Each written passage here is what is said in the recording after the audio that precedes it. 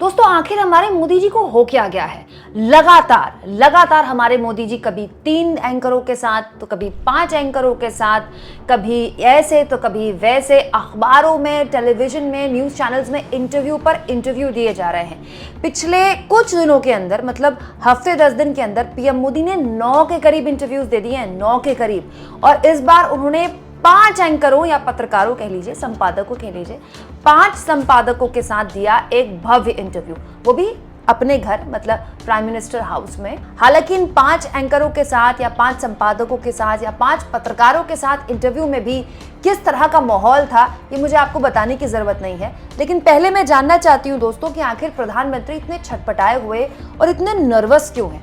ये सवाल मैं इसीलिए नहीं पूछ रही हूँ, ये सवाल मैं इसीलिए पूछ रही हूँ क्योंकि उनके हाल के जितने भी इंटरव्यूज हुए ना, वो सब मैंने देखे, समझे, जो अखबारों में उनके इंटरव्यूज हुए वो भी पढ़े।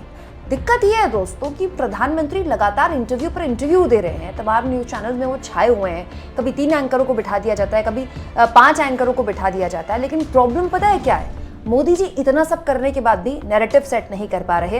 तो क्या हालत ये हो गई कि बीच इंटरव्यू पीएम मोदी को खुद ही एंकर बनना पड़ गया, या फिर बीच इंटरव्यू पीएम मोदी को भगवान, जी हाँ, भगवान से पीएम मोदी की तुलना करनी पड़ गई?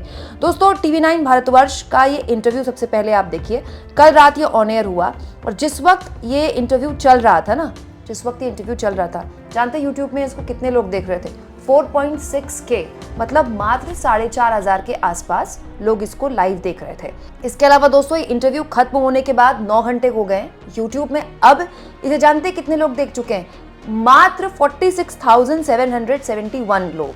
हालांकि बात सही है कि पीएम मोदी के खुद के यूट्यूब चैनल में भी उस वक्त ये इंटरव्यू लाइव चल रहा था और वहां पर 5,87,000 से ज्यादा लोगों ने इस इंटरव्यू को देखा है।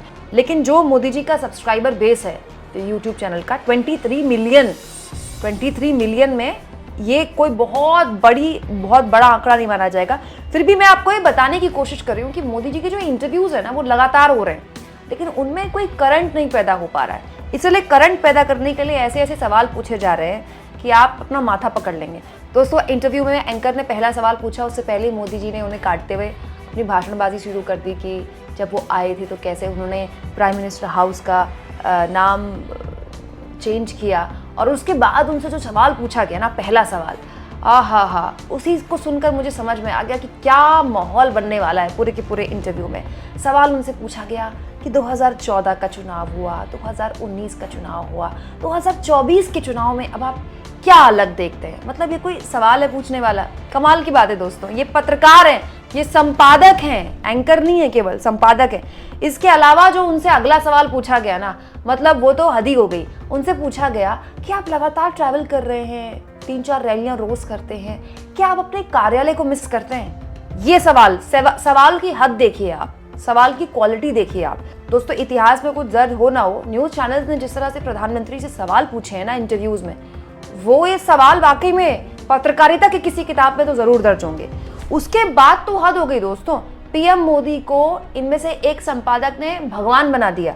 सवाल पूछा गया, सवाल सुनिए पहले, कि आप पर इतने व्यक्तिगत हमले हो रहे हैं, कोई आपको कोबरा कह रहा है, कोई आपके लिए इस तरह की बातें कर रहा है, इसको आप किस तरह से लेते हैं कि चुनाव आप पर केंद्रित हो गया, आप पर लगातार हमले हो रहे हैं? वही पीएम मोदी का फेवरेट जवाब जो कि मोदी जी अपनी रैलियों में भी देते हैं कि वो इतनी गालियां खाकर रोज़ उनको ऊर्जा मिलती है। तो वही पीएम मोदी ने इसमें भी जवाब दिया कि अगर कभी गालियों का रिकॉर्ड बने तो Guinness book of world record में मेरा नाम आ जाएगा कि सबसे ज़्यादा गालियाँ मुझे मिली।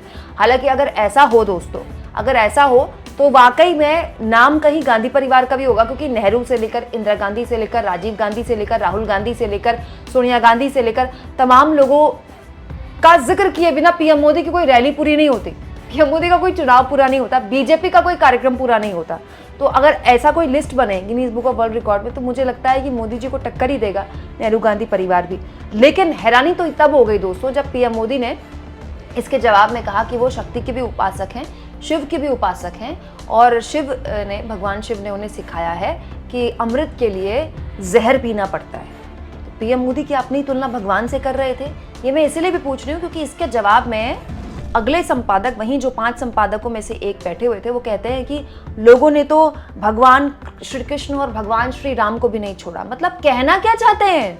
ये जो संपादक हैं कहना क्या चाहते हैं, हमारे मोदी जी की तुलना भगवान श्री कृष्ण और भगवान श्री राम से कर रहे हैं क्या?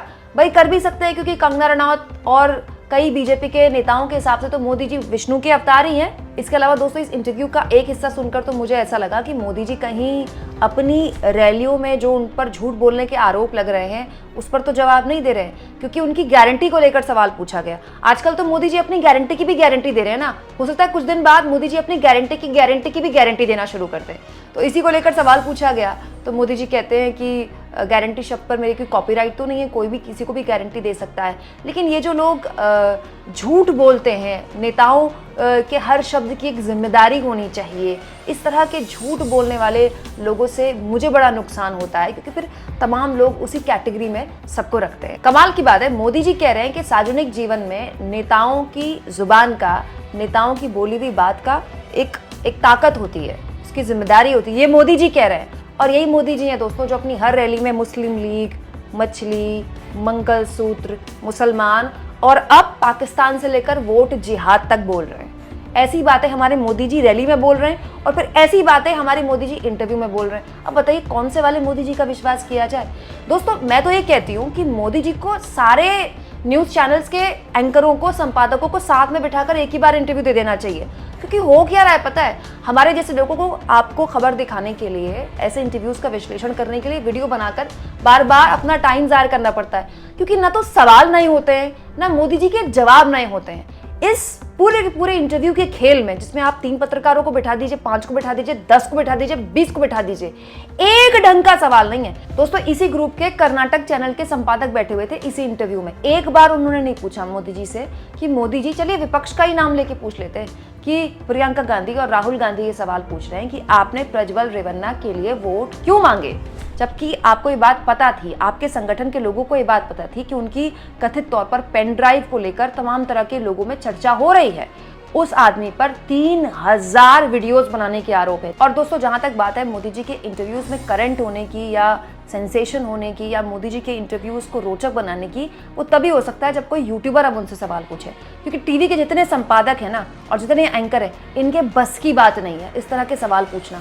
तो मैं तो कहती हूँ 5 संपादक, 6 एंकर, 10 एंकर, 20 एंकर, जितनों को इंटरव्यू देना है, जितनों को पीएम मोदी को इंटरव्यू देना है, आराम से दे दें। इसके अलावा दोस्तों हद तो तब हो गई जब 5 संपादकों के होते हुए पीएम मोदी को बीच इंटरव्यू में एंकर बनना पड़ गया। पीएम मोदी ही सवाल पूछने लगे, और ये सवाल भी राहुल गांधी से ही था। मतलब पूरे के पूरे इंटरव्यू में ऐसा लग रहा था कि मोदी जी के इंटरव्यू में बात, चर्चा, आलोचना, मजाक, लेकिन केवल और केवल राहुल गांधी की। ये बात तो माननी पड़ेगी कि इस एक आदमी ने बीजेपी को कितना परेशान कर रखा है। पीएम मोदी अचानक 5 संपादकों से ही सवाल पूछने लगे और कहने लगे, क्या वायनाड में सौदा हुआ है कि मुसलमानों को रिजर्वेशन में हिस्सा दिया जाएगा, बदले में आप चुनाव जिताओ, दूसरों के आरक्षण को छीनने का तरीका ढूंढा जा रहा है। एग्जैक्टली वही टेक जो मोदी जी लगातार अपनी रैलियों में बोल रहे हैं, उस बात का जवाब देने के लिए जिस बात पर विपक्ष लगातार मोदी जी पर सवाल पूछ रहा है, बीजेपी से सवाल पूछ रहा है कि 400 का नारा इसीलिए दिया गया क्या कि संविधान बदलना है। सवाल ये दोस्तों कि जब 5 संपादकों को साथ बैठकर पीएम मोदी से एक भी क्रॉस क्वेश्चन नहीं लेना होता, एक भी क्रॉस क्वेश्चन नहीं लेना होता, और 5 संपादकों को बैठकर भी कांग्रेस के घोषणा पत्र पर ही चर्चा करनी होती है, तो फिर क्या ही फायदा है इस इंटरव्यू का। मैं तो कहती हूँ दोस्तों टीवी वालों के जब सारे इंटरव्यूज हो जाएं तो मोदी जी हम में से किसी भी यूट्यूबर को चूज कर ले, जिनको भी वो लगता है कि उनसे सवाल पूछ सकते हैं। जो भी यूट्यूबर जो मोदी जी से लगातार अपने YouTube चैनल के जरिए सवाल पूछते हैं, किसी एक को चूज कर ले, किसी एक को चूज करके मैं गारंटी देती हूँ इंटरव्यू जो वाकई में सुर्खियां बटोरेगा, इंटरव्यू जो वाकई में जिस तरह का माहौल, जिस तरह का नैरेटिव सेट करने की मोदी जी कोशिश कर रहे हैं, इंटरव्यू तो वही नैरेटिव अब सेट कर पाएगा। क्या आपको भी ऐसा लगता है दोस्तों? कमेंट बॉक्स में जरूर लिखिएगा, और जितना हो सके चैनल को शेयर भी करें, सब्सक्राइब भी करें, और थैंक्स और ज्वाइन, ये 2 ऑप्शन है दोस्तों जिसके जरिए आर्थिक तौर पर भी आप चैनल के हाथ मजबूत कर सकते हैं।